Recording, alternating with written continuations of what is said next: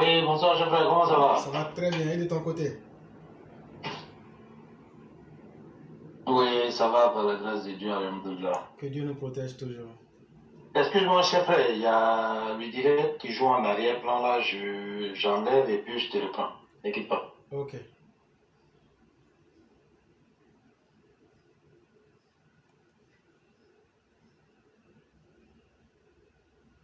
Allô? Oui, allô? On est là? On vous entend? Oui, là, tu m'entends bien? Très bien. Oui, oui. Ok. Donc, bonsoir, chef frère, je dis bonsoir à toute la classe, les Chaou, les Maou. Et je dis bonsoir à tous ceux qui ont partagé et sécurisé le direct. Bonsoir à tous ceux qui sont passés avant moi et ceux qui vont passer après. Chef frère, tu sais, le dossier malien, est-ce qu'on doit s'inquiéter pour les Maliens? Parce que moi, je conjugue ça sur deux temps. Ou bien, les Maliens sont en train de payer quelque chose qu'ils ont cherché comme malédiction, ou bien, c'est les soi-même, voilà, qui méritent. Parce que je ne peux pas comprendre que des gens soient de ceux-mêmes qui sont en train de creuser les tombes, qui sont les vrais ennemis même du Mali, et qui sont en train de sceller le sort de ce peuple-là, et c'est ce peuple-là même encore qui se réjouit, et qui encore fait même les ennemis réels. Est-ce qu'on doit s'inquiéter pour ce genre de personnes-là?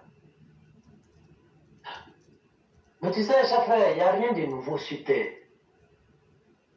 Tout ce qui se passe là, ce n'est que répétitif.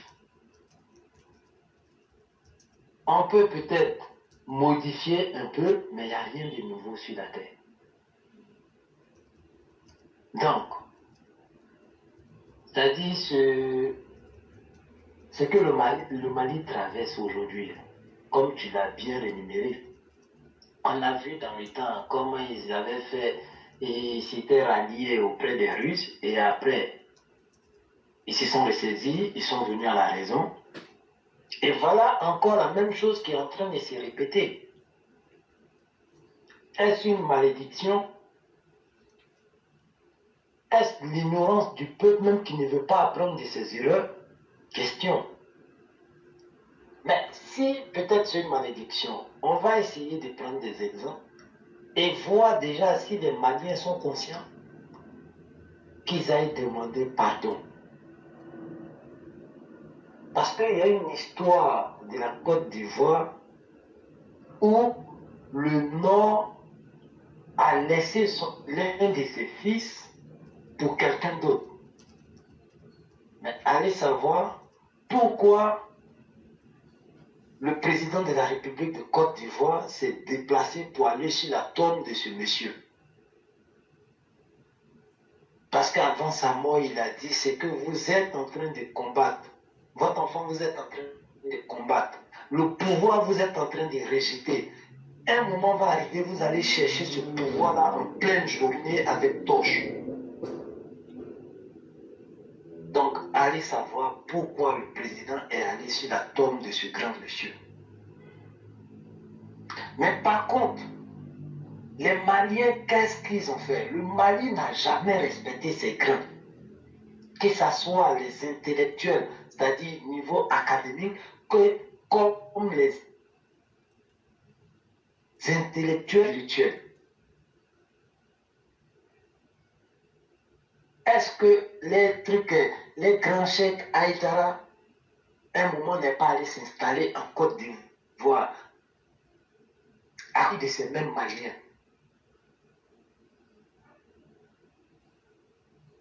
Aujourd'hui, comment ils sont en train de traiter l'imam Diko qui les a emmenés dans la rue pour provoquer ces soulèvements? Comment ils sont en train de le traiter?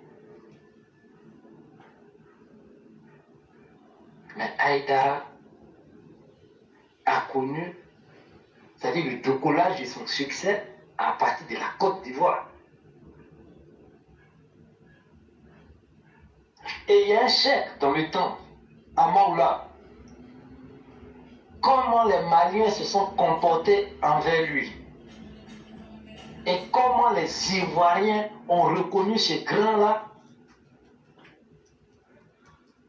jusqu'à il y a Oufoué même qui collaborait avec le monsieur. Donc pour dire, chers frères, on connaît les grands.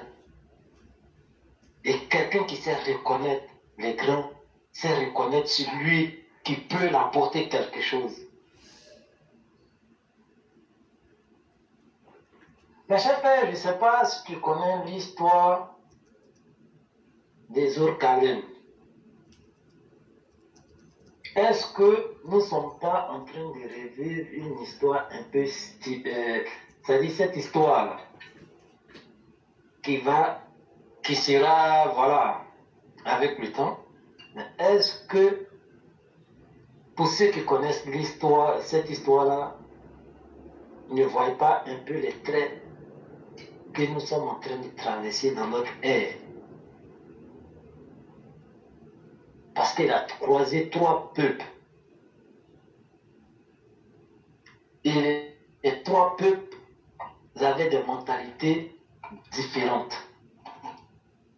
Mais le peuple qu'il a reconnu en tant que sauveur, et le peuple qu'il a reconnu en tant que messager, a su exposer son problème. Et il a pu trouver une solution au problème de ce peuple-là.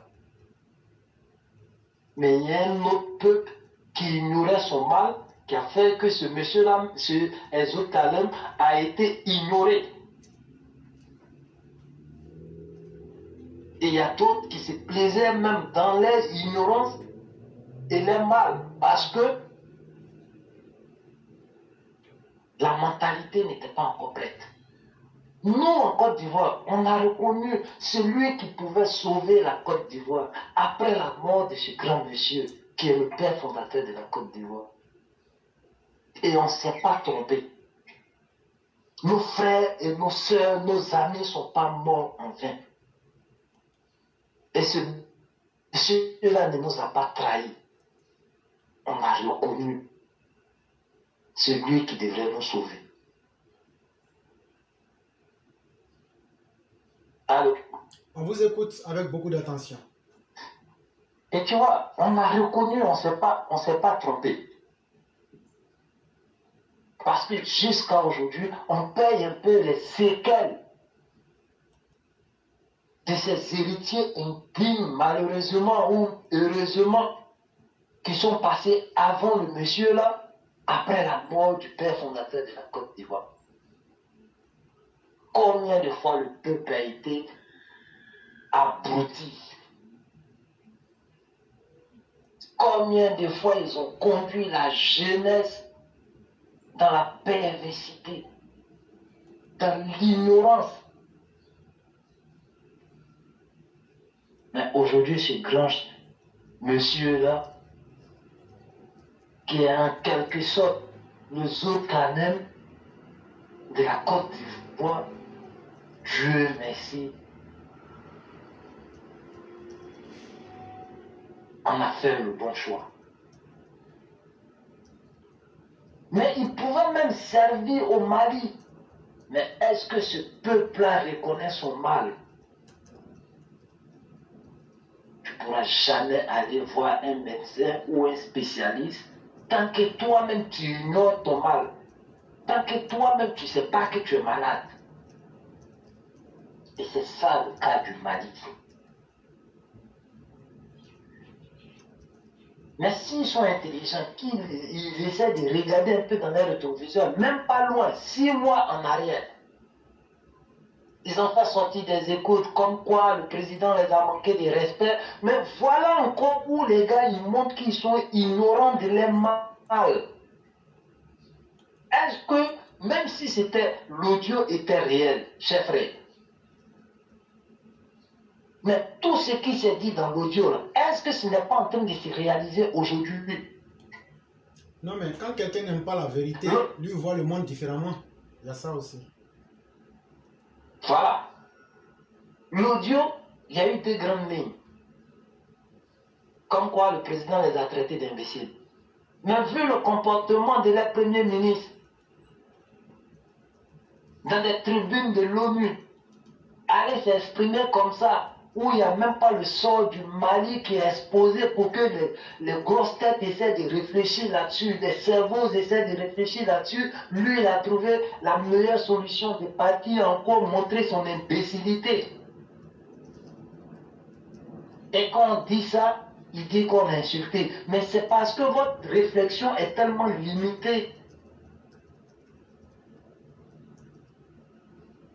que vous considérez ce mot-là d'injure. Non, c'est votre nature. À moins que vous ne soyez pas fier de votre nature. Et la deuxième grande ligne, c'était quoi? Économiquement. Mais est-ce qu'aujourd'hui, le Mali peut dire économiquement, ils sont en bout? Non.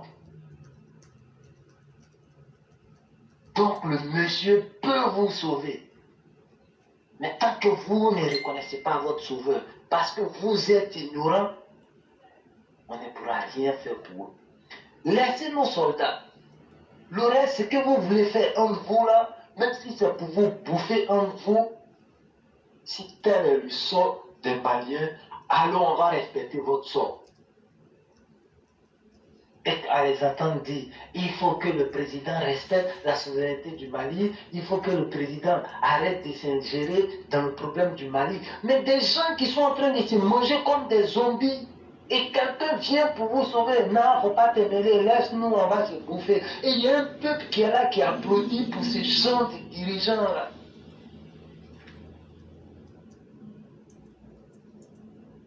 Libérez nos frères, et vous allez voir si ce dossier malien là, si ça va nous intéresser.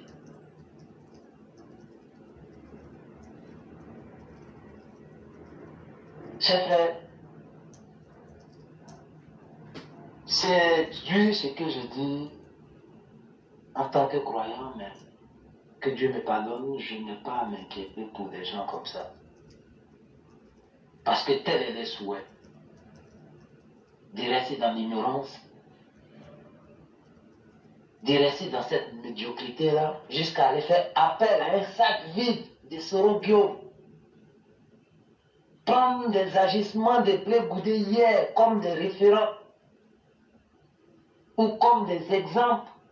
Qu'est-ce qu'on peut faire pour ce peuple qui s'inspire de la mauvaise manière? Qu'est-ce qu'on peut faire pour ce peuple? Tout ce qu'on vous demande, libérez nos soldats. Parce qu'on ne veut pas qu'on explique dans l'histoire demain que la Côte d'Ivoire a attaqué le Mali. Et c'est la Côte d'Ivoire qui est à la base de l'échec du Mali. Donnez nos soldats et débrouillez-vous. Vous allez écrire votre histoire comme vous voulez. Ça ne nous regarde pas. Voici ce que je pouvais dire, cher frère. Vraiment, merci beaucoup, cher frère, pour ce que vous avez dit. Et cher frère, tu vois, nous sommes des êtres des sentiments. Quand tu prends un être humain, là, si tu lui enlèves les sentiments, même un robot est mieux que lui. Mais c'est cette capacité d'avoir des sentiments qui fait notre plus grande valeur, mais qui peut aussi être source de malheur pour nous. Tu vois, tu n'as pas mal parlé, tu n'as pas insulté. Souvent, il est tel que, quand tu prends par exemple dans le Coran la sourate Al-Munafiqun, la sourate sur les hypocrites, le langage là-bas n'est pas tendre. Hein? Il y a les injures propres qui ressortent là-bas. On voit même le mot bâtard sortir du Coran. Mais il y a certains individus là, tant que tu n'utilises pas la violence verbale et ce qu'il faut pour leur rappeler leur nature, ces personnes ne prennent pas conscience. Mais Dieu merci, cela n'est pas familier que du Coran. Même la Bible en fait autant, sans parler de la Torah. Et quand je prends l'épître de Matthieu 7, verset 6, qu'est-ce qui est écrit là-bas? Le Christ recommande aux disciples: ne donnez pas les choses saintes aux chiens. C'est des êtres humains qu'on compare aux chiens. Hein?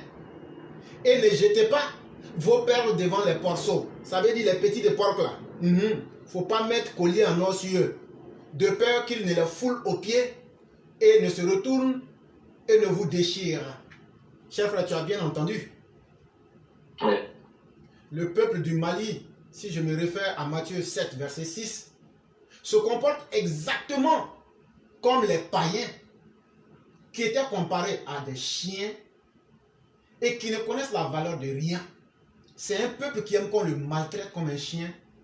Et le Christ disait, il y a d'autres parmi encore, ils sont même tellement dans leur bêtise qu'ils se comportent comme des porcs. Et donc, il ne faut pas leur mettre la perle en or au cou. Sinon là, c'est que toi tu as lutté, c'est que toi tu connais comme bien là. Eux ne connaissent pas la valeur, ils ne vont pas accorder la valeur qu'il faut. Mais leur plus grande force, ils vont se retourner contre toi et te faire du mal. Mais il faut prendre cette parole-là. Est-ce que ça ne s'applique pas aux Maliens? Le Malien n'aime que ceux qui les maltraitent. Allez voir comment ils sont sages au Gabon. Le Malien, même par nature, quand tu es méchant avec lui, c'est là il s'assoit et puis il commence à réfléchir. Il dit, ah, donc celui-là, comme lui, il me traite comme un chien, donc je connais ma place. Qu'est-ce que les Maliens n'ont pas eu en Côte d'Ivoire? Cher frère, dis-moi ce qu'on n'a pas encore donné aux Maliens en Côte d'Ivoire. Mais ils ne vont jamais reconnaître le bienfait. C'est eux, même dans simple ballon, ils vont s'asseoir à Abidjan pour dire que eux, ils souhaitent le malheur des Ivoiriens et s'attaquer aux Ivoiriens qui sont à Bamako. C'est des faits qui sont là. C'est eux, en situation de conflit, même si ce n'était pas avec le Mali, je vous dis que les Maliens auraient soutenu, même si c'était avec le Burundi ou bien les États-Unis, les Maliens qui sont en Côte d'Ivoire auraient dit qu'ils sont d'accord qu'on fasse disparaître la Côte d'Ivoire. Il y a quelqu'un qui est passé sur la chaîne ici, la personne a dit qu'une fois il y a un de ses amis maliens, dans plein plateau, là, il dit, si Dieu pouvait faire qu'on rase le plateau. Il n'a pas dit à Bobo, il n'a pas dit Cocody, mais parce que il y a cette haine naturelle en eux. Mais quand tu es en face d'un tel peuple, tu ne peux que utiliser les mots justes pour les ramener à leur raison. Ce que tu as dit là, qu'ils nous donnent nos 46 soldats, et puis ils vont voir, ils n'ont qu'à les prendre. Depuis quand nous on s'est intéressé au problème du Mali? C'est depuis le 10 juillet 2022. Rendez-nous nos soldats à l'heure là. Et puis vous allez voir si on va s'intéresser à vous. Mais tant qu'on n'a pas nos soldats, on ne vous laisse pas. Ce qu'on est en train de dire là, je pense que c'est clair. Hein? Tant qu'on n'a pas nos soldats là, on ne va pas arrêter. Parce que vous êtes en train d'agir dans le faux. Comme de la manière, un porc peut rester dans son caca, se coucher dedans et puis manger. Et vous voulez transformer ça en modèle. Un mouton est un animal, un chien est un animal, un porc est un animal. L'homme même est un animal. Mais chacun a des caractéristiques. L'homme et le porc sont des omnivores. On mange tout. Mais l'être humain ne mange pas son caca. Sauf les filles qui s'en vont à Dubaï. Là, elles ont décidé d'être des sacrifices humains sur la terre. Elles vendent leur esprit et leur corps pour réaliser le bonheur des autres. Ça, c'est un autre choix particulier. Mais un être humain dans sa carrure d'homme normal ne mange pas. Vous pouvez mettre ça sur lumière. Ça va nous aider. Ok, cher frère, je vais couper. Il n'y a pas de problème. Merci beaucoup, cher frère. Voilà, donc j'allais me résumer. Okay, merci. Voilà, merci beaucoup. Donc j'allais me résumer pour dire que malheureusement, ce peuple-là, il faut lui donner les mots qu'il mérite. Parce que quand ton comportement est en adéquation, est en harmonie avec ce qui est dit, ce n'est pas les mots qui sont mauvais, c'est toi-même ton comportement qui est mauvais. Quand tu te comportes comme un chien, et que quelqu'un vient te dire tu te comportes comme un chien, c'est ton comportement de chien là qu'on critique. Et les Maliens, vous vous comportez comme des chiens. C'est ce qu'on est en train de vous dire. Vous n'aimez pas ceux qui vous aiment. Vous n'aimez pas ceux qui vous aident. Mais vous aimez par contre ceux qui vous maltraitent. Or, le chien par nature, quand tu le maltraites dans un coin, il aime toujours là-bas. Vous vous comportez comme des porcs. Parce que partout où on parle de développement, de progression, puisque vous avez le sous-développement chez vous, il faut que les autres on détruise chez eux. Là, on sera la même chose dans la gadoue, dans la pourriture. Voilà ce que vous êtes. Donc, on va tous manger la galère ensemble. C'est pourquoi chez vous-même, les Maliens, quand on parle de Banyangbo, ça veut dire quoi? Il y a un film qui est sorti, mais il y a quelle différence entre vous et puis Banyangbo? Vous pensez qu'on ne vous connaît pas? Même Fifion Ribana de Bangos est mieux que vous. Même Fifion de Ribana de Bangos est mieux que vous. Banyango même est mieux que vous. Tellement vous êtes devenu un peuple sorcier, un peuple méchant, un peuple attardé, un peuple rétrograde. Votre souhait, non. Il faut qu'on détruise ce qu'Alassane Ouattara a fait et qu'on sera la même chose. À part ça, là, vous cherchez quoi? Cherchez votre propre développement. Ce n'est pas quelqu'un qui vous a mis en retard. C'est votre comportement qui vous a mis en retard. Comme de la manière, fesse de porc est derrière lui là. C'est comme ça vous êtes. Donc cherchez à évoluer. C'est mieux.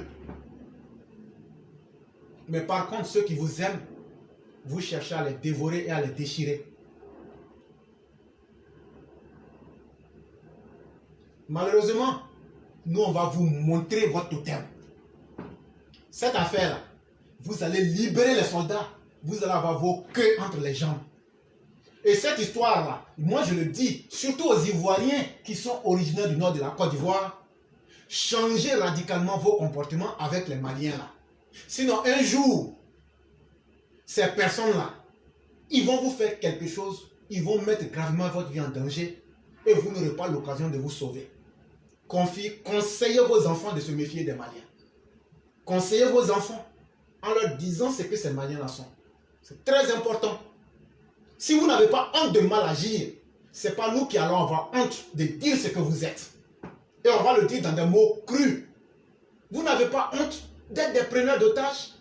Vous dites que vous êtes venus combattre les djihadistes. Comment on appelle? Agali fait des prises d'otages, il demande l'argent. Amadou Koufa fait prise d'otages, il demande l'argent. Vous faites prise d'otages, vous demandez contrepartie. Bon, quelle est la différence entre vous? Vous avez menti à votre peuple que comme Ibeka n'arrivait pas à gérer le pouvoir, vous allez venir prendre le pouvoir et puis libérer le Mali. Mais aujourd'hui, à la réalité du terrain, là, votre opération Keletigui, là, ça allait où? Votre opération Keletigui, là, donnez-nous le nombre de villes que vous allez libérer. Il n'y en a pas. Est-ce que les djihadistes ont progressé? Oui. Est-ce que vous n'avez pas trahi le peuple du Mali? Si, vous les avez trahis parce que votre parole que vous avez dit pour prendre le pouvoir, vous ne la respectez pas. Et vos djihadistes ont trahi parce qu'eux ont pris les armes contre leur propre pays sans objectif précis. Donc où est la différence entre vous? Vous qui êtes venus au pouvoir, qui dites que vous êtes différent des djihadistes, vous avez des accords à l'international. Vous voulez fouler tous ces rapports-là avec l'international parce que vous avez une ligne de conduite, vous voulez instaurer une dictature comme pour Moussa Traoré et vous voulez que le monde accepte ça, comme si c'est vous qui êtes plus fort que le monde entier. Vous pensez que vous pouvez manquer de respect à tout le monde et le monde va vous respecter sur ça? Jamais de la vie. Et les djihadistes aussi, eux-mêmes ils évoluent sans règles. Tantôt ils te disent qu'ils sont là pour défendre un certain islam. Tantôt ils te disent qu'ils sont là pour créer un État islamique. Tantôt ils te disent qu'ils sont là pour le problème Touareg. Tantôt ils te disent qu'ils sont là pour le problème de l'Azawad. Tantôt ils te disent que non, ils sont EGS parce qu'il y a du pétrole et puis il y a des intérêts politiques derrière. Donc vous êtes tous des malicieux et des pernicieux. Et quand je prends ces comparatifs-là, c'est pourquoi je dis sans hésiter que vous êtes devenu un État proto-djihadiste. Ça veut dire un État qui est en train d'être créé sur les bases du djihadisme. Que ce soit vous-même, que ce soit les djihadistes, vous vous comportez de la même manière. Et hier, on a vu votre journaliste Abdounian, cet affabulateur de basse zone, sortir une épée pour inviter les gens à la mort. Et le langage qu'il a tenu, c'est exactement le même langage que les djihadistes tiennent. Allez reprendre la vidéo, ça est sur notre page YouTube. C'est exactement le même langage que les djihadistes tiennent. Et depuis très longtemps, j'avise les gens que vous êtes une junte de djihadistes. Parce que Assimi, soi-disant qu'il aurait été kidnappé, s'est bien formé à l'école de ce djihadisme-là. Ce n'est pas moi qui ai créé les faits. Mais vous ne pouvez pas, moi, m'empêcher de dire les faits, de les analyser et d'avertir les gens. Mais avec le temps, au fur et à mesure que les jours passent, vous comprenez, parce que les détails et les événements même permettre de clarifier la situation. Un individu qui sort avec une épée et qui invite à la mort des autres et qui cible des personnes pour leur dire qu'ils vont les conduire à la mort parce qu'eux-mêmes se sentent déjà comme des gens morts. Parce que quand tu dis que tu es quelqu'un qui est mort et que tu es déjà décomposé, ça veut dire que tu t'en fous de ceux qui sont dans la vie et tu peux les détruire, Abdonian. Et ça, c'est le langage que les djihadistes tiennent. Et Dieu merci que ce que nous avons dit, le temps et les événements sont en train de le prouver au fur et à mesure. Et c'est pourquoi ce régime-là, il faut qu'il soit bouté pour restaurer la dignité de la CEDEAO, pour restaurer la dignité de l'ONU, pour restaurer la dignité des États qui font confiance aux institutions internationales.